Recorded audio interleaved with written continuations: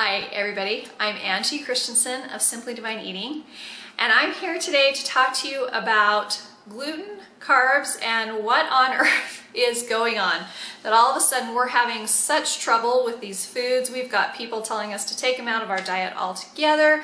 We've got other people arguing that this is still a good thing, and if you will give me 10 minutes of your time, I can help you sort through this entire messy issue, and we can get to the bottom of it. We're going to talk about really what are the biochemical issues that are going on with carbs and with gluten, and we're going to tell you what you can do about it. So first, let's talk the science of why is everyone arguing that this is a bad thing. So if you take all of the science, all of the people that have written and studied and gathered the data about all of this, I'll make it really simple for you. It comes down to three main issues. The first is gluten. We are having issues with gluten, but gluten's been around for a long time. So what's the deal with that all of a sudden we have a mass epidemic of gluten intolerance? So we'll talk about that in a second. The second issue is glucose. Now, this is one I think people don't really understand as well as they understand the gluten issue. So I want to tell you a little bit about how this glucose issue works with breads, with carbs, with all of these kinds of things. There is a significant sugar spike even with whole grains. And what the research is starting to show is the enormous damage that sugar spike happening over and over and over and over and over and over every time we eat is causing, because what it causes is a chemical process in your body called glycation. And glycation is the process of where the sugar literally bonds and hooks onto a protein. And when it does that, it causes that protein to become misshapen. And it's basically injured for life. It doesn't function the way it should. And the more sugar that's running around in your bloodstream, the more glycation goes on in your body. And so the more parts of your body that you have that become literally physically mutated and damaged so that they don't function correctly. And what the science is showing us is that glycation that happens in our brains leads to dementia. And glycation that happens in our cardiovascular system leads to heart disease. And glycation that happens in your skin causes wrinkles and aging. And so glycation is not our friend. And then the third issue is what are called anti-nutrients.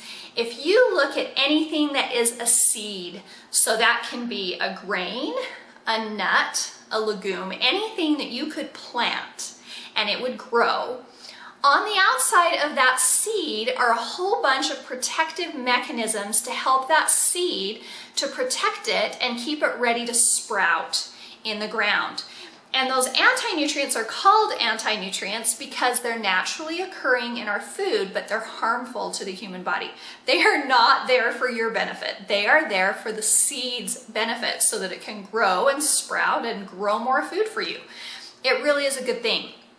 But when we get a whole bunch of those anti-nutrients in our body, they literally strip nutrition out of our body, and more importantly, they hold the nutrition that's in that food hostage, because they're meant to hold them bound so that nothing happens to that nutrition in that seed until it sprouts. It keeps it ready so that it can feed the seed when the seed grows. So if you take a nut, a legume, or a grain and you just eat it, all of those anti-nutrients are going to keep the nutrition bound in it. And so what that means is you might look at a nutrition label and read that, wow, nuts have a lot of nutrition, or oh my goodness, look at all this that is in my wheat flour, or look at all the things that a bean has it. This is amazing nutrition. But the problem is it's not yours. It still belongs to the seed. And when it goes through you, the seed isn't going to give it up. That is the job of these anti-nutrients. So let's take a look at this. We've got gluten, we've got glycation from the sugar spike, and we've got anti-nutrients. These are three really major things that these carbohydrate foods are turning into villains in our body. But you know, I've had so many people come to me and say, but this is a good natural food. And you know what? I'm with you.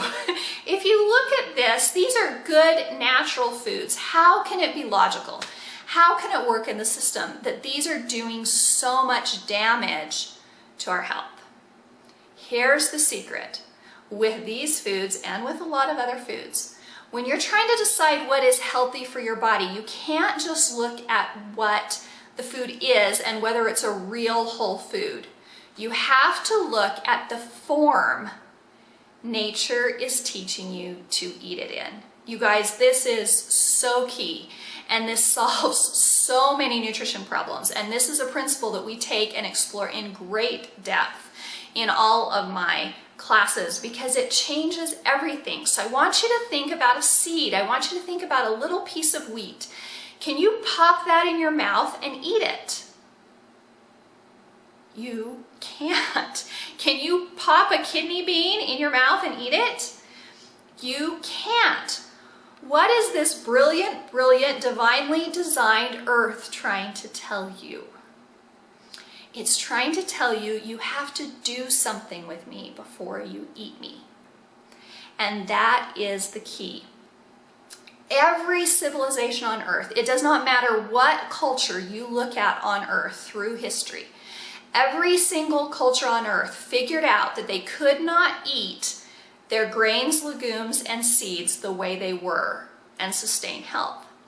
And every single culture on earth, without microscopes, without all the scientific data that we have, they all figured out there was a process they had to put these foods through to turn them into health-promoting foods. You know, the Native Americans, they did not eat corn straight. They did not grind it and turn it into tortillas the way people do now. They had this multi-day process that they put it through that released all the nutrition, that broke down the anti-nutrients, that turned it into something truly healthy. If you go all the way to Ethiopia and they eat teff bread there, if you've ever had the chance to eat teff bread, they did not just grind their teff and make bread. They have this fermented, bubbly teff bread that they make. Literally, every culture on earth figured this out. And no culture has ever just ground their grains and made them into bread, crackers, tortillas, cereals, whatever, and eaten them ever in the history of the world until the last 100 years. And that, my friends, is why we are having problems. So, what do we do about it? Well, you know, when it comes to how to soak and sprout and ferment different grains, it does vary with the types of grains. And in my online academy, in our carbohydrates class, we take you through all of that and teach you how to do it with all of them. But here today, I want to teach you how to do this with bread, because bread is the most universal carbohydrate that we eat. So if we're going to fix one thing, if we're going to start somewhere, let's start with bread.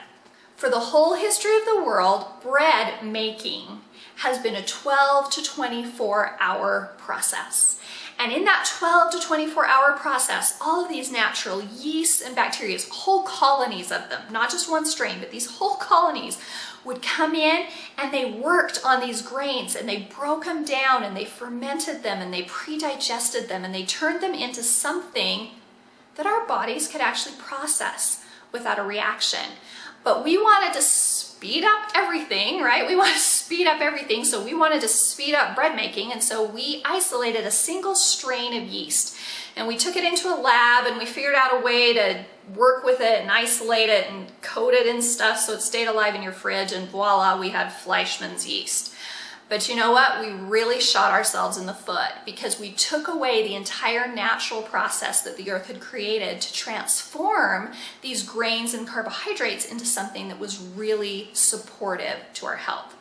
There are so many people who cannot tolerate store-bought bread that when they do this natural yeast bread, they tolerate it just fine because it's pre-digested, it's broken down, the glutens have been partially digested, you've gotten rid of all your anti-nutrients, which means that all the actual nutrition that was in that seed is now available to you instead of being held hostage. And you don't get the blood sugar spike.